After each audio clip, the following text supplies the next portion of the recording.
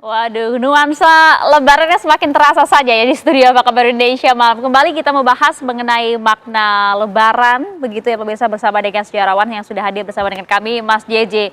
Mas JJ, kalau kita lihat lebaran ini gitu ya Mas JJ ya, bagaimana sih kemudian esensi mudik dan juga lebaran ini bisa dimaknai oleh kita semua termasuk juga generasi muda. Tapi sebelumnya Mas, tahan dulu nih. Kita coba pantau-pantau dulu ya bagaimana kemudian suasana lebaran di sejumlah negara. Sudah tersambung bersama dengan kami ada Zaki Al-Mubarak langsung dari Madinah, langsung dari Mekah, Arab Saudi, dan juga ada relawan Mercy yaitu Dr. Tonggo Meati Francisca langsung dari Gaza, Palestina. Kita ingin lihat apakah kemudian makna kemenangan Idul Fitri juga bisa dirasakan oleh saudara-saudara kita di Gaza, Dr. Bea. Ya, Assalamualaikum warahmatullahi wabarakatuh. Waalaikumsalam warahmatullahi wabarakatuh.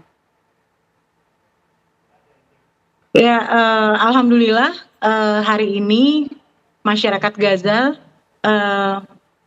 bisa melaksanakan sholat Idul Fitri karena jatuh di tanggal 30 Maret Idul Fitri yang ada di Gaza ini. Jadi alhamdulillah kami relawan Mercy Indonesia bisa bisa mengikuti pelaksanaan sholat Idul Fitri di dalam rumah sakit Indonesia di pelataran di sekitar ruang tunggu di depan poliklinik rumah sakit Indonesia. Kenapa? Karena mungkin juga kalau di luar masih terdengar bom yang bersahut-sahutan dan juga bunyi tembakan dari quadcopter. Jadi semua orang juga mungkin berjaga-jaga untuk keamanan juga, jadi mereka memilih juga kebanyakan ikut di rumah sakit ataupun mungkin di tempat di rumah mereka dan bersama-sama dengan keluarga. Tapi yang pasti tadi alhamdulillah berjalan dengan sangat hikmat.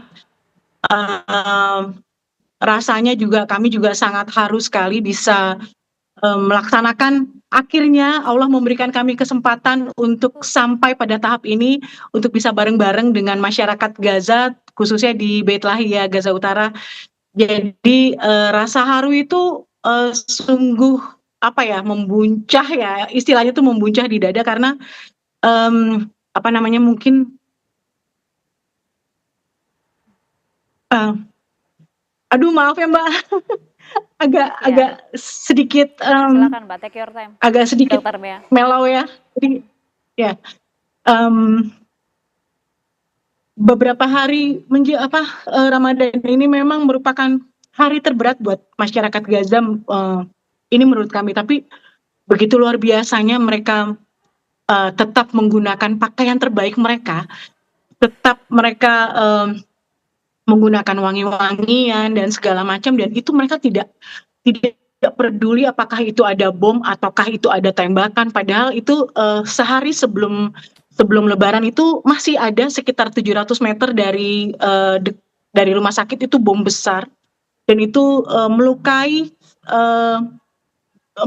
dengan sangat berat, dan kebanyakan itu adalah anak-anak kecil. Dan kami dari tim medis Mercy juga sempat mengobati dan membersihkan luka-luka yang luar biasa berat, dan kami tahu bahwa apa yang mereka hadapi ini sangat luar biasa berat dalam masa-masa pasca dihentikannya gencatan senjata. Dan sampai pada titik ini kami bisa bersama-sama dengan orang-orang kuat ini, itu adalah anugerah yang sangat besar bagi kami. Jadi dan kami, ya itu tadi, kami pikir kami akan melihat bagaimana suasana suram, ternyata tidak.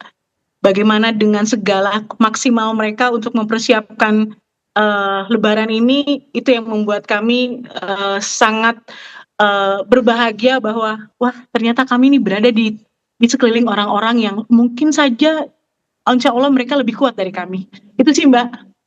Ya, Dr. Mea, kita pun di sini merasakan ya bagaimana kemudian keharuan gitu ya, kesedihan yang kemudian Anda juga rasakan karena Anda melihat langsung di sana bagaimana raut-raut wajah kebahagiaan, bahkan mungkin juga kita tidak pernah tahu rasa sedih mereka yang seharusnya di saat bulan suci Ramadan, bahkan di saat Lebaran yang seharusnya mereka bersuka cita meraih kemenangan bersama dengan keluarga, justru sebaiknya mereka melaksanakan sholat Idul Fitri di atas reruntuhan dan juga kehilangan keluarga besar mereka. Bagaimana ya kemudian Anda bisa menggambarkan suasana di sana, Dokter Mea? Baik, jadi kebetulan dari masyarakat Indonesia juga melalui Mercy juga memberikan donasinya sehingga kami menyalurkannya menjadi sebuah bentuk makanan khas yang akan disajikan pada hari pertama, yaitu berupa kue-kue dan itu namanya halawiyat ya di Palestina ini. Begitu sukacitanya mereka mendapatkan hal tersebut. Kenapa? Karena harga luar biasa sangat melonjak berkali-kali lipat di sini. Apalagi blokade bantuan kemanusiaan kan masih ditutup sampai sekarang. Jadi bayangkan hal yang menurut kita mungkin di Indonesia itu adalah mungkin hal sepele, tapi bagi mereka itu merupakan hal yang sangat merupakan mungkin barang mewah buat mereka ya. Jadi bayangkan kami mendapatkan banyak banget pelajaran bagaimana dengan hikmatnya mereka melaksanakan sholat Id, bagaimana dengan sukacitanya dan bahagianya mereka ketika bersalam-salaman dengan kami juga dan semua masyarakat yang di sekitar Rumah Sakit Indonesia, bagaimana mereka kemudian tetap tersenyum dan lalu tapi memang aktivitas seperti biasa dan bom tetap bersahut-sahutan, tembakan tetap bersahut-sahutan, tapi ya itu seperti tidak ada apa-apa. Aktivitas silaturahmi dalam menyambut Idul Fitri ini tetap mereka laksanakan dengan penuh kebahagiaan. Gitu sih, Mbak. Tentu tak pernah terbayangkan ya, Dokter Bea ya, hal ini kemudian bisa kita melihat langsung, secara langsung gitu ya. Mereka kemudian merasakan hal ini dengan maksimal, dengan sukacita, meskipun mereka dalam hati mereka mungkin merasakan hal yang begitu luar biasa sedih. Anda melihat tidak ada kemudian saudara-saudara kita di sana yang justru merayakan Hari Raya Idul Fitri ini sebatang kara, kehilangan sanak saudara, tapi masih tetap bisa tersenyum di sana, Dokter Mea? Iya, kebetulan kemarin memang ada yang tadi saya bilang sempat ada ledakan dan sempat ada cerita lah bahwa sebenarnya dia tidak terkait dengan bom ya, dengan bom dia anak kecil yang mengantarkan pamannya gitu. Jadi hanya cerita saya sendiri, tapi saya ada banyak orang karena mereka kan sekarang tinggalnya di tenda-tenda ya. Di tenda-tenda, tapi saya percaya bahwa kita semua ini nanti insya Allah syahid gitu. Kita ini syahid nanti, jadi kita nggak perlu khawatir gitu. Bayangkan mbak, anak kecil tuh yang ngajarin saya ngomong begitu. Iya ya, luar biasa sekali ya Dokter Bea ya. Tentu kita yang berada di Indonesia saja yang mungkin kehilangan salah satu orang tua kami pun sudah berbeda gitu, rasa lebarannya sudah tidak seperti lebaran yang biasanya, terlebih lagi bagaimana dengan perasaan mereka gitu ya. Luar biasa sekali Dokter Bea, titipkan salam kami kepada saudara-saudara kami yang berada di sana. Terima kasih Dokter Tonggo Meati Francisca langsung dari Gaza, Palestina. Minal aizin wal faizin, mohon maaf lahir batin. Dokter Bea, selamat berlebaran di sana. Assalamualaikum. Satu lagi Mbak, Oke, boleh, silakan. Masyarakat buat kami semua di sini. Ya, kepada semua masyarakat di Indonesia, terima kasih atas semua donasinya juga. Tapi juga kami juga meminta yang paling penting adalah doa semua masyarakat untuk tim Mercy pada khususnya dan semua masyarakat Gaza yang pada saat ini benar-benar merasakan bahwa ini adalah yang paling terberat. Tapi kami yakin bahwa semua masyarakat Indonesia tidak melupakan masyarakat Gaza Palestina dan tetap bersama-sama dan mendukung Palestina untuk segera merdeka. Itu saja sih Mbak. Ya, tidak hanya doa kami yang luar biasa selalu menyertai Dokter Bea, kemudian rekan-rekan relawan di sana dan juga seluruh warga Gaza, tapi juga rasa terima kasih kami kepada seluruh relawan yang sudah setia dengan berbagai usaha maksimalnya, kemudian membersamai dan juga mendukung warga Gaza di sana, bahkan merawat mereka. Terima kasih, Dokter Bea. Assalamualaikum. Waalaikumsalam warahmatullahi wabarakatuh. Ya, kami bergeser pemirsa dari Gaza, Palestina. Kami ingin ajak Anda melihat Bagaimana suasana yang mungkin berbeda terjadi di Mekah, Arab Saudi? Sudah ada rekan kami Zaki Al-Mubarok. Bagaimana Zaki ada merasakan suasana lebaran langsung dari Mekah, Arab Saudi?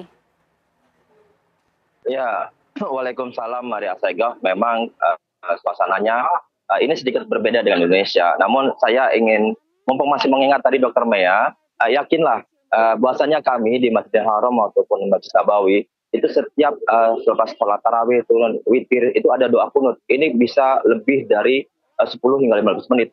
Ini beberapa kali kami mendengarkan para imam ini selalu mendoakan tentang Gaza Palestina. Memang kami tidak mungkin hafal semua doa-doa yang dibacakan oleh para imam.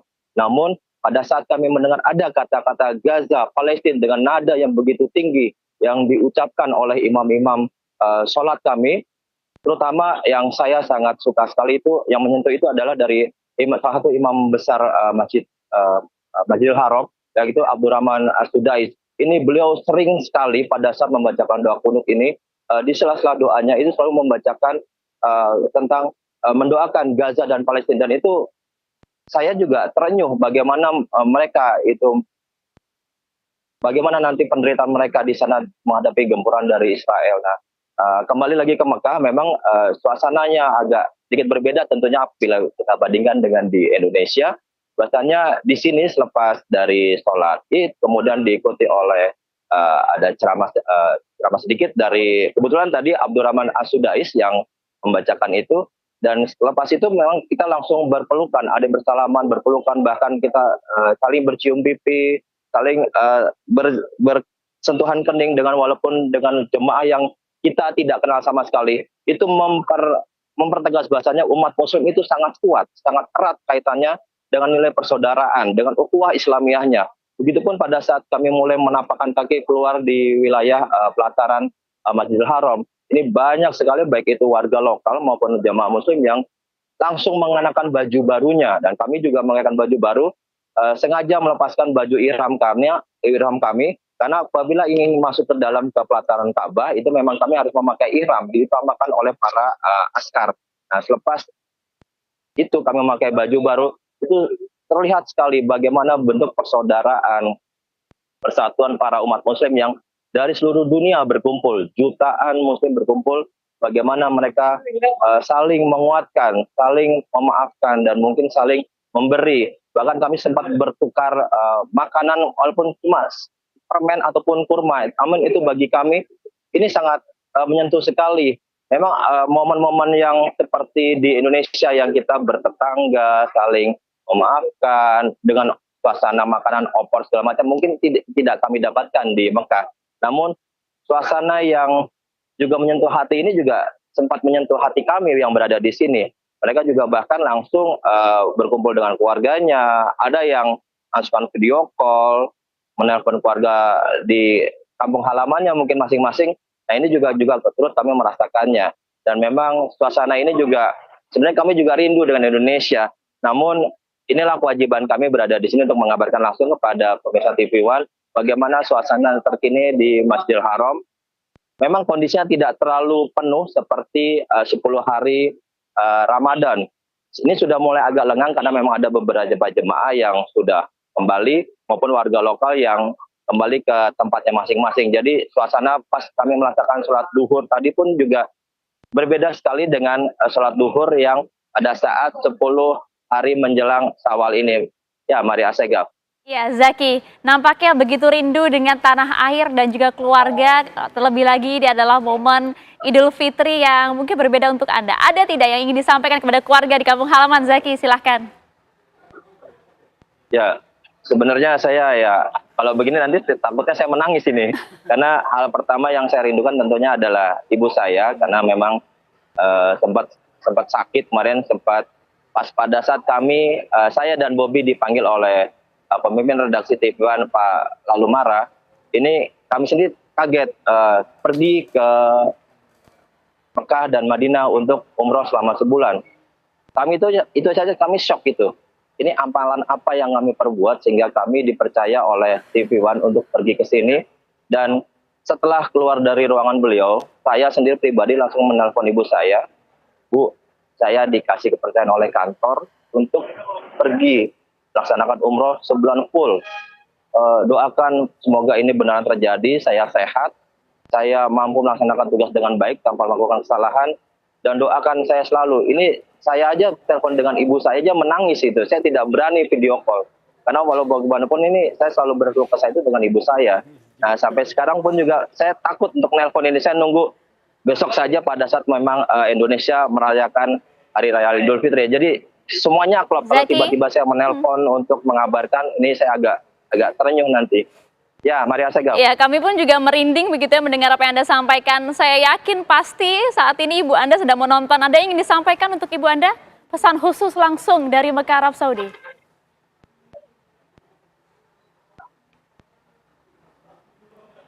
Ibu, terima kasih atas doanya. Alhamdulillah sudah 30 hari saya di sini. Walaupun sedikit flu tapi selalu bisa mengabarkan. Saya selalu berdoa semoga ibu sehat, terutama penyakit jantungnya. Apabila memang perlu dipasang ring, ya pasang ring. Ya semoga ibu sehat selalu di umur 80 tahunnya ke depan ini nanti, Ibu. Bapak saya juga semoga tetap sehat selalu. Ya, Maria Segaf. Doa mujarab pasti langsung dipanjatkan oleh Ananda tercinta Zakil Mubarak langsung dari Mekah, Arab Saudi. Taqabbalallahu minna wa minkum. Minal aizin wal faizin. Bang Zaki ditunggu oleh adik-adik Anda langsung di Jakarta. Terima kasih Bang Zaki. Assalamualaikum. Ya, melihat nampaknya suasana berbeda ya pada saat Lebaran begitu Mas JJ, baik itu di tanah air maupun juga di negara-negara lain gitu, terutama di negara-negara Timur Tengah ya. Apa sih sebenarnya yang terjadi? Ya, sebenarnya kita unik ya, karena di negara-negara Arab dari Bahrain sampai Maroko begitu ya, di Saudi gitu, itu yang dirayakan besar itu bukan hari Idul Fitri tapi Idul Adha ya. Begitu ya. Di kita itu yang termasuk di Malaysia yang dirayakan justru itu hari Lebaran. Mungkin ini ada kaitannya dengan puasa yang begitu panjang ya, yang sebulan gitu dikekang begitu ya, kita training begitu, terus setelah sebulan berpuasa kita dibebaskan gitu, terus ada acara makan-makan, puncak kemenangan lah ya. Ya puncak bahwa akhirnya kita lulus dari training gitu. Itu mungkin yang membuat